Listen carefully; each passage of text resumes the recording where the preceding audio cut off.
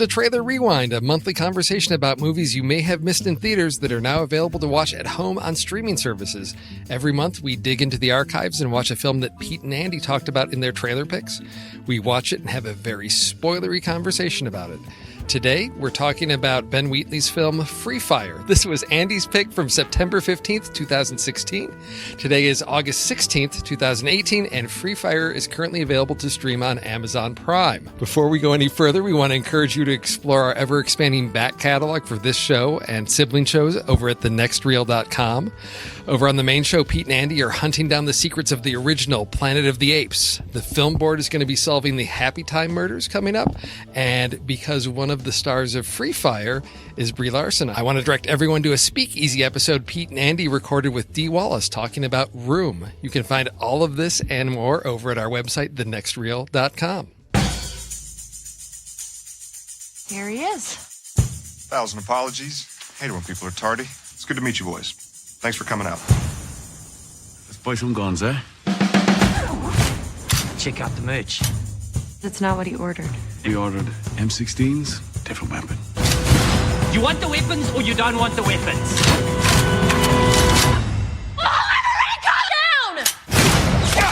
Here we go.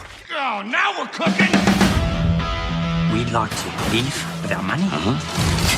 And I'm sure that you boys would like to leave with the weapons. Go for the case. What? You're a bird. They're not going to shoot the bird. Here we go. Look out for no. I'm on the proud tonight. So JJ, It was almost 2 years. Yes. It was almost 2 years ago when Andy picked this trailer. He said he liked the simple concept of a shootout in a warehouse being the focus of the film, and that that setup gave a lot of room for comedy and characters. And he said it looked raucous, raunchy, and over the top. Raunchy? Yes, that's what he said. Pete said it raunchy. Okay. Pete said it looked like a movie made on a dare, which I can understand. This sounds like one of those 24-hour film challenges. Okay, you've got one location, do a shootout that takes place, for the majority of a film. Go, you've got 24 hours. Make it so.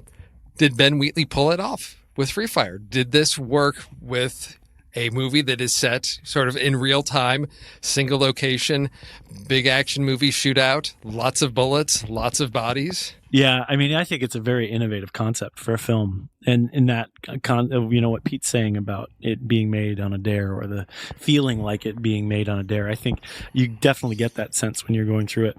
I think, and I think that's neat. I think it's cool. I will tell you that I didn't know a whole lot going in from the beginning of it. So I just read the description and I just kind of glossed over the bit about that it was a comedy.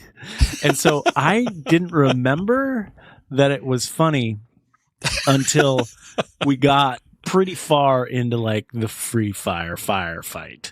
So it was tense actually for me through a lot of the beginnings. I was like, what are they doing? Why are they doing this?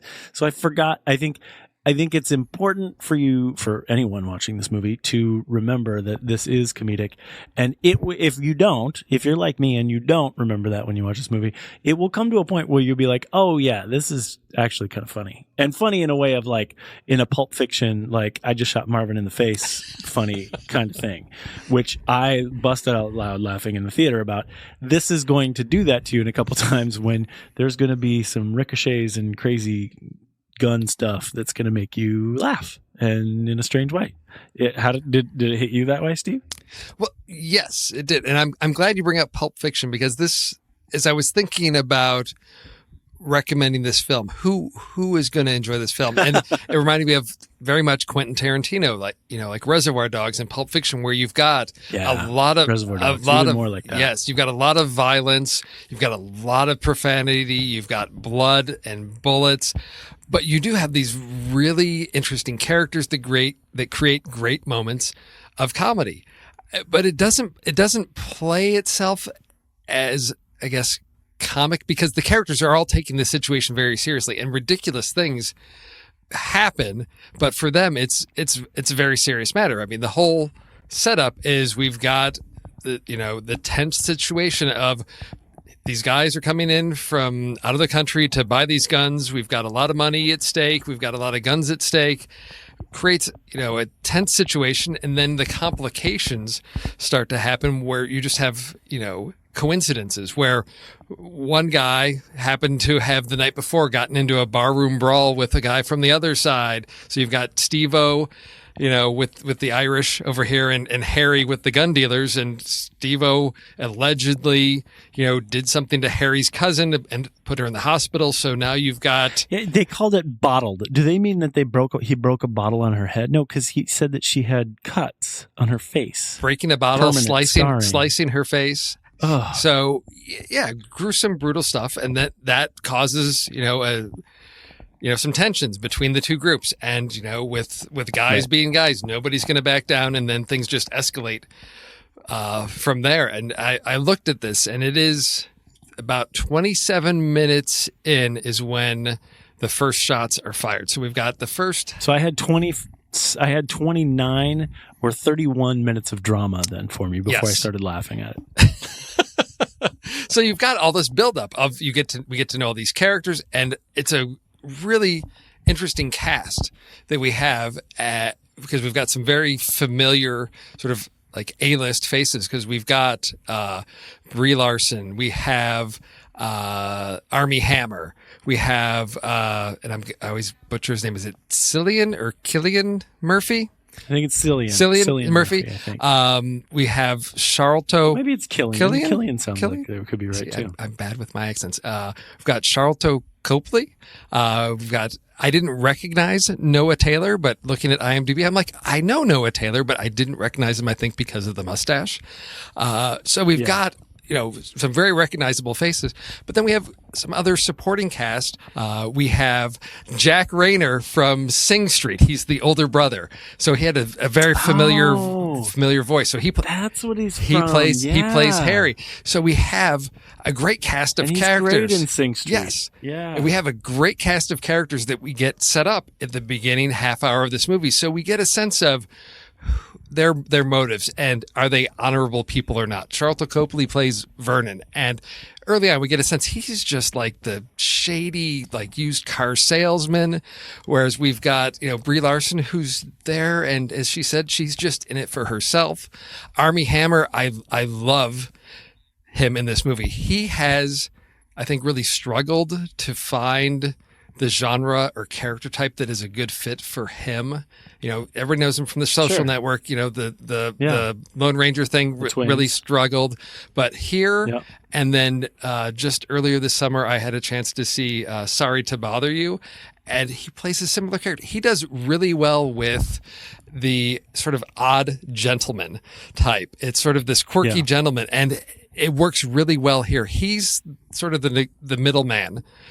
He and Brie Larson are these two characters that sort of play the middle between these two sides, each representing one, Armie representing the gun seller and Brie representing the gun buyers. And so they really don't have a lot at stake. And it was interesting for me to watch how, as everything gets ratcheted up, sort of as the testosterone level gets ratcheted up, as the build up to the shootout, to see how everyone sort of reacts and which sides they take or how involved they get into sort of the argument and how they try to diffuse the situation. So I think the first half hour does a great job of setting up the characters, and then once things start, once the first shots are fired, you've got I think about an hour of shootout for the remainder of this film. Well, it's a lot of shooting at people's ankles and calf muscles and collarbones and a lot of non-lethal ricochet action is what this movie's about. And that's where it sits in the comedy aspect of it. And I guess, I put it into that. It was tense for a while, and the one-liners leading up to the to where I finally remembered that it was a comedy, they kind of fall flat if you're not viewing it the right way. So the movie that I want to liken this to is one that I would put in a little bit of my guilty pleasure box. And it's a movie that comes from, it's like a B movie. It's called The Immortals with Eric Roberts in it. I don't even know how to describe it. It doesn't even come up on IMDb when it goes up there, but it's a story of how Eric Roberts gathers this crew of people who all have terminal diseases to pull off this big heist for him. And when I say it's like, it's got a whole bunch of B folks, right? You got Eric Roberts, Joe Pantoliano, Tia Carrera, Chris Rock. These are the people that are in this. And it's filled with really kind of lowbrow, even like premium cable jokes, but there's a scene in it where they have, I think the only way to describe it is they have a standoff with guns, and right, the word for that is the Mexican standoff with guns, right? Where everyone puts a gun on a person. Yes. So you've got these two sides, and they're standing in the kitchen. And the two sides are very calmly saying, okay, Bonnie, you put your gun on this person. And they're just going, and this is a whole sort of comic thing. But again, it's set up with this dramatic piece. So it's from 1995. It's called The Immortals. It's with Eric Roberts. And strangely enough, Eric Roberts looks quite a bit like Cillian Murphy. But beyond that, the point is that this movie Free Fire gets a lot more fun when you let go with some of the drama. And I think, and there's different points of this where, for the graphic nature, from what Andy called raunchy, I think is really more, some of the intense language like you talked about, with that stuff, it's going to threaten to bring you down. But if you keep that sort of Quentin Tarantino, that sort of, just, distanced, feeling about it, I think you end up liking this movie. The first part that I laughed is when you mentioned, I'm going to mess up his name now again too, but Sharlto Copley, Vern, the South African Vern, he says something in the middle of the firefight. He says, "Now I'm just insulted," is what he said. Yes. And he comes out, and then he immediately gets shot in the leg and falls to the ground. And everyone's just getting hobbled. I mean, it's really what it is. It's Free Fire of hobbling one another in this wild thing. But it becomes very funny. And that's I think the way to watch this movie is to just enjoy it for its comedic sense. This is a long, drawn out gunfight, and people are they're getting shot in like the shoulder and in the calf, and they slowly are worn down, and their aim gets worse and worse as they go on, because some of them are bleeding out. But it does take that, idea of, in the big gunfight, like, you can get shot and you're fine. You can live. You can limp your way across to get out. And how many bullets does it take to take someone down? And whether you're getting shot directly, or it's a ricochet, or you were accidentally shooting somebody that you didn't mean to shoot. It just takes that sort of trope that we're all familiar with of, in a shootout, somebody can get shot in the arm and they're okay. But here we drag that out over really long period of time, and we move from just sort of the general warehouse area where the gunfight was going on. Then we get two snipers that show up out of nowhere and start shooting, so that sort of unites the two sides against the two snipers briefly. But then we have a phone in an upstairs office, and so some of our cast slowly drag their bodies across the warehouse, up the stairs into the hallway to try to get to the phone to, call for help, get some, assistance and backup there. So I think the movie does, within that hour-long shootout, we have a lot of characters to keep track of. We do move from place to place. But for me, Ben Wheatley did a very nice job of always keeping me oriented. I always had a sense of where. Really? For me, you felt oriented. I did. I knew where people were. I may not have known always who was alive at which point, but as they moved around. Did you know who was in whose sights? Okay. I mean, one problem I have with the Wheatley's thing here is that he would give you a reverse shot of the room to show you someone moving. But then the next shot was not anyone's perspective. So I would lose if the person was moving, would be coming. I couldn't figure out if from the director's point of view, if he was showing us the person that was moving and then next moving to the person who was most likely to shoot them, or I never could tell whether the people that were moving were in jeopardy from the next people. There didn't seem to be a great flow from shot to shot regarding everyone's position in the room. And that's what disoriented me more than anything.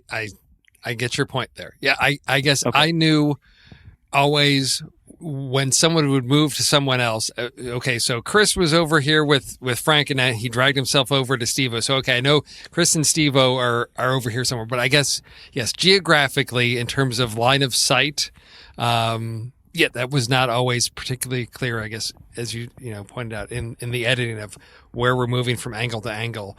Where are we seeing from? And I think ultimately, okay. Yes. That would be something that would be an amazing creative leap to take with this film, especially since you do many times, like you mentioned with Armie Hammer's character, Ord, when he leaves his bunkered setup behind the gun boxes and then walks around the van to go the other way. All you have is the generalized anxiety of the fact that he's moving and might come into contact with someone's line of sight. You don't really know who he's moving towards. You kind of have a sense of it, but you don't really know. That kind of stuff, I think, if there would be some way to set it up. I assume it's a choice. I don't know this to be true, but my assumption is that was a choice to leave it that way, to make it more organic and give you more of the feeling of what it would be like to be in that situation, that sort of generalized anxiety of being in a firefight like that. I don't know if that's true, but it was disorienting to me as a viewer. And that's interesting because I did read that as part of prep for this, that Ben Wheatley built in Minecraft sort of the warehouse. he sort of did his previs in Minecraft of the layout of the warehouse and where things were going to take place. So I think, going back to your point, I think part of it is to create that sense of, disorientation. And also, I think when you have a shootout that is normally a scene that may take place over in a typical movie, maybe just a couple of minutes, and when we spend an hour with these people, it conveys that sense of exhaustion. You really move with everybody from, we start off with the gun deal, and within the first 20 minutes that we got shots fired, and then an hour later, some are dead, some are just, bleeding out, exhausted. And to me, I think that structure of shooting it nearly real time-ish gets that sense of how worn down everyone gets, to the point where that's why they're dragging themselves across. And then, we get one more sort of outsider that comes in near the end. This is some backup that was coming in for the Irish when Leary shows up, and I thought, okay, we've got somebody that hasn't been shot at all and has a confrontation with Harry, throws Harry over the van. I thought, okay, this is the guy that can come in and finish this off, because he hasn't been shot, he's fine. But then Harry hits him with the crowbar, and that's the end of Leary. That's all it took. Yeah. Goes down hard. That's all it took. And then Harry's dragging himself into the van, driving the van. And even the van, is sort of exhausted and wounded at this point, because it's bleeding out as well. It's bleeding out as well, because he's got the money, he's trying to get away, he's driving, and it's just slowly creeping around, the warehouse. So we have, again, that sense of just time that has passed and how damaged everyone is. And for me, yes, it's a comedy, but again, it doesn't play itself as a comedy. And that's the thing that I think is the challenge with this film. Because I watched it once, and then I watched it a second time to just revisit some pieces to prep for, talking with you. And I didn't find as much humor in it the first time, because I was approaching it more seriously, and I found myself laughing. And then the second time, knowing that it is that comedy, I'm able to laugh a little bit more. But for me, it works really well, taking it as a straight, action shooter that is slightly cartoonish. And I think you hit the nail on the head when you bring up Tarantino in it. I don't think it's because it has that quality that we were talking about it feeling like it was made on a bet. It doesn't necessarily have the quality of a Tarantino film that's a feature and, all the way thought through like that. And you mentioned all the characters. They don't have the depth of a Tarantino cast, really, in this thing, but it's that kind of movie. And that's the kind of person that you would recommend this movie to. I think the best Tarantino parallel to draw here is Reservoir Dogs. I felt that way when I saw it. I mentioned The Immortals. Reservoir Dogs is another one. Another one that I thought about was Smokin' Aces. Do you remember that movie? Oh, yes. Did you ever watch that movie? Yes, I did, with a bunch of sort of random stars playing really eclectic characters about some assassination attempt. I think in Tahoe. It was in Nevada in some place. But I mean, it was all this kind of thing. It's this whole kind of thing where it's a dramatic gun-filled sequence that also has some light-hearted moments that are meant to be fun in their absurdity. And I think that's the essence of something like Tarantino, and I think they did that to some degree in an interesting way in this movie too. Yeah, I think, when you populate a film with a cast of characters that are not likable people. For me, the most likable, Right. You've got Armie Hammer is Ord and Brie Larson is Justine, because to me they seem the most rational people that can distance themselves from everything. They've got something to gain from this, but they're not 110% committed. They are at several points just willing to step back and just let these two gangs sort of have at it with each other. Let their testosterone just take over and their anger and frustration and whatever have at it with each other. Those two are, I think set apart. And for that reason, I feel that they're more likable because they're not just operating sort of at that pure emotion level where for everyone else it's about anger. It's about protecting my team. There are some, I will admit, there are some humorous sort of moments between Ord and Harry where Harry will ask Ord to do something, or Ord's asking Harry to do something like, okay, yeah, but how much are you going to pay me to do that? You want me to do that? It's going to cost you $10,000 because I'm not leaping out from cover to go get that bag of money, or I'm not going to expose myself for this unless you pay me some money.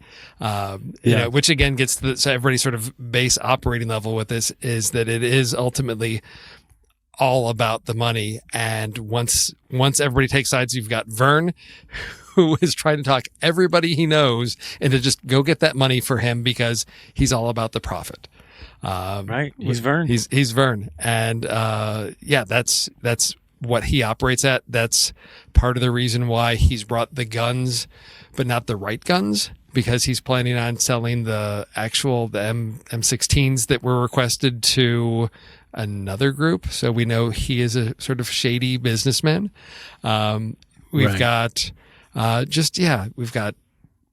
drug addicts. We've got just unpleasant people all around. So for me, I guess that's what adds some lightness to this. You're okay with these people getting killed. You don't feel sympathy or loss for, I think, any of the deaths in this film. Well, and by the end of it, you're so desensitized to the gunfire. Yes. I mean, that's the thing, too. Yes. We say if you like Quentin Tarantino, you guys see this movie, but honestly, you got to really like guns. I had to check the volume in my apartment multiple times. I'm like, wait a minute, this might be too loud for my neighbors. This is definitely a film that I did run over and check the Internet Firearms movie database. Pete and Andy have often what did it say? referred to that. So they do identify the guns that are used in the film, and so they do a nice job of identifying the film and pulling a nice frame to support their identification of the specific pistols and revolvers that are used throughout, and they do point out, and this is what I find humorous. So in the gun deal, the Irish asked for the M16s, and Vern brings them the AR-70s, and so there's a talk and discussion about that. But apparently in the film they also used the Beretta SC-70, which has a sort of folding stock to it, which is different from the AR-70. So those were the specific. We've got the Smith and Wesson. We've got some revolvers. So they if you want to check out the specific guns that are used, the weapons that are used, you can check out the Internet Movie Firearm Database for some of the identification of the gear that you will see used in the movie. Very cool. Yeah. There's a lot of guns in this movie. Yes, there are. A lot of shooting. Lot of shooting. Overall, were there anything that you felt fell short in its execution for what you were expecting. Once you realized it was a comedy, anything that, points or issues that you took with this where you said this didn't work for you? No, I mean, that's the thing. It really needed to be a comedy for me to kind of take the leap on a lot of the motivation of what people were doing in the situation. And the disorientation was difficult for me. I mean, for example, you mentioned the phone upstairs, like getting to the stairs and the different rooms and where people were in the building. And then there's a fire at one point. I mean, there's a bunch of stuff where that kind of stuff made it difficult for me to get myself centered. But if I was able to be light about the movie and just think about it as it's done for comedic effect, then I thought it was okay. And again, ultimately, this is a really interesting concept film of something that people think about or will make individual scenes in movies. So it's really nice to expand on it, make it comedic, make it interesting, and try to execute it in a full feature way. And so I thought that was cool. But other than those other pieces, I just think in some ways it's a little bit sloppy in its execution.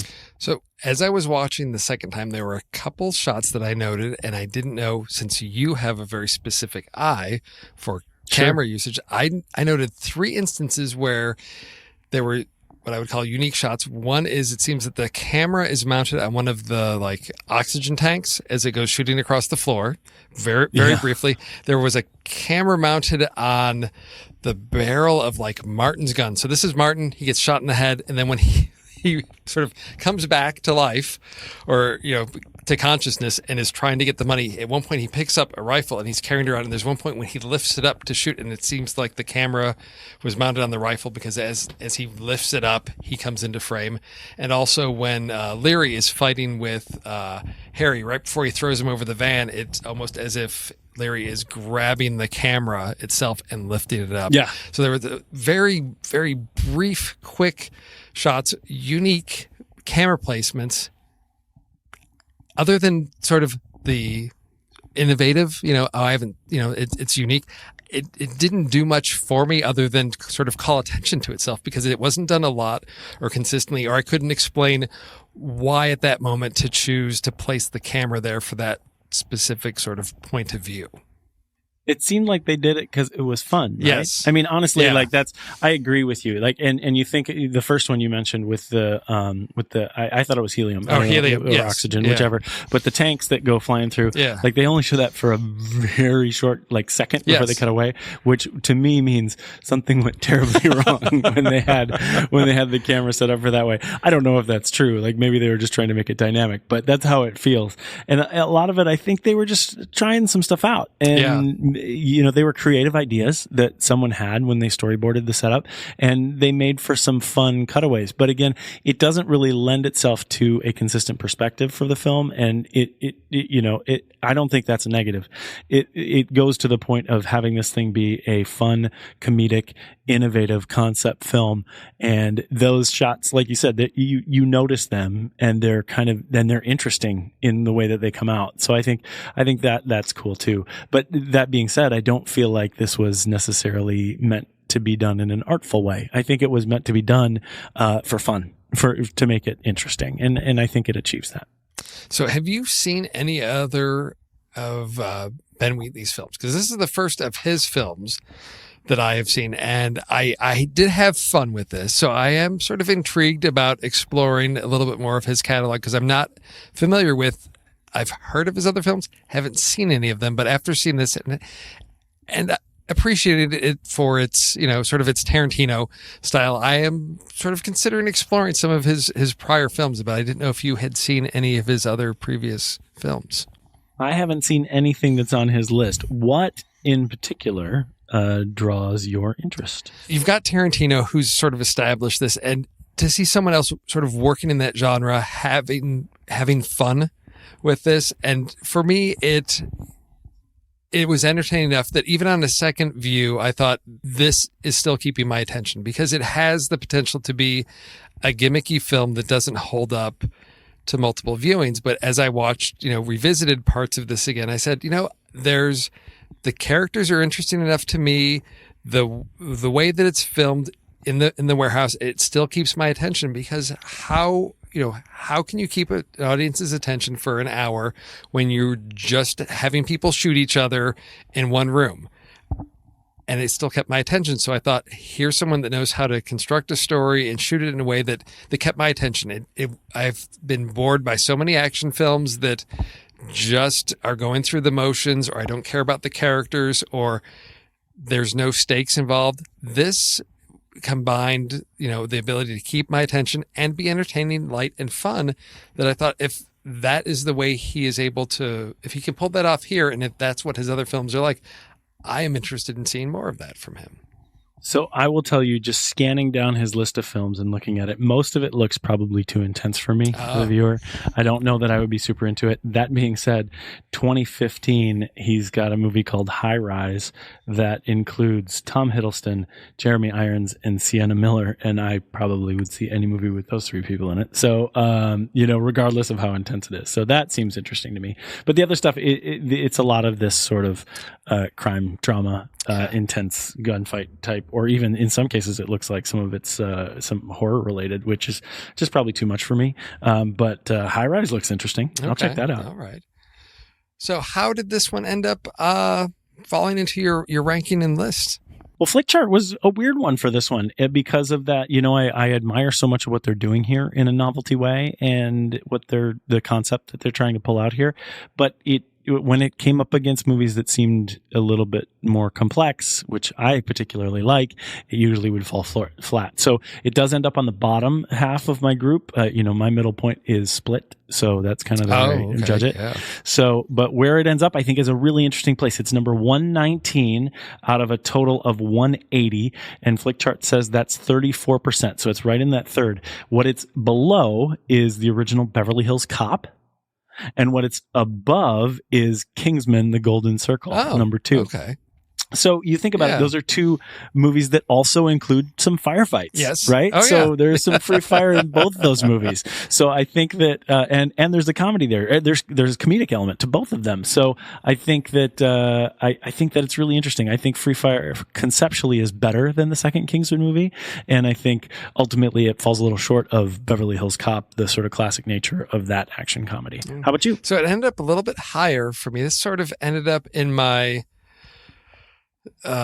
slightly above middle group, where sort of my 3-star films fall, where it's like, I enjoyed this. Some of these I may revisit, some of them I may not revisit again. So it ended up at 108 out of 331, which puts it at 67%, and it ended just above the first Jack Reacher film, and then just below a Netflix original movie called The Discovery, which was a really sort of twisted and dark sci-fi film about the afterlife and some technology. And it had Jason Segel and Robert Redford. Odd film that struggled in some ways. And so it sort of ended up in this, I enjoyed it while I watched it. I don't know if I'm going to watch these again, but it's not bottom half where I'm like, I know I probably won't watch it again. So these are ones that I will probably revisit maybe once or twice. So right there in the just slightly above my middle ground. And like I said, interesting. Right around,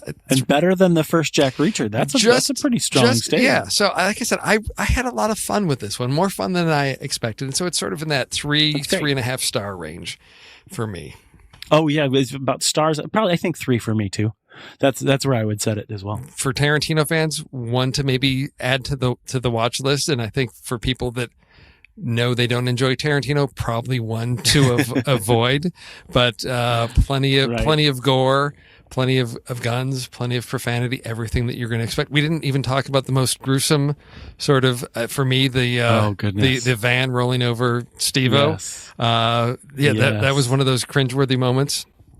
But I did see there's a outtake from the Blu-ray that shows how they set that up, and that was actually a practical effect. They counterbalanced the weight of the van and put a foam rubber tire there, so they actually drove over the actor's head because there was no weight or pressure, so it was a practical effect that they were able to create right there on set. So adds a little bit more realism to that. Did they use a watermelon? Did they go full Gallagher on it? They may that they don't show that. They just show that. Oh, they don't show that. They don't. That's the They part. just show. Well, the whole piece is that this is a practical effect. So they show the setup, and then they show actually director Ben Wheatley laying down on the ground to show that this is a safe stunt for the actor, and they drive the van right over his head. So yes. Well, in the movie, they go full Gallagher. there's So I'm surprised they didn't show that piece of the effect. But yeah. So I think that that gives our listeners a very clear picture of what to expect out of Ben Wheatley's Free Fire. So what have you got coming up next in your viewing list? We're at the tail end of summer. Are there things you're starting to catch up on that you missed, or anything that's coming up on your list?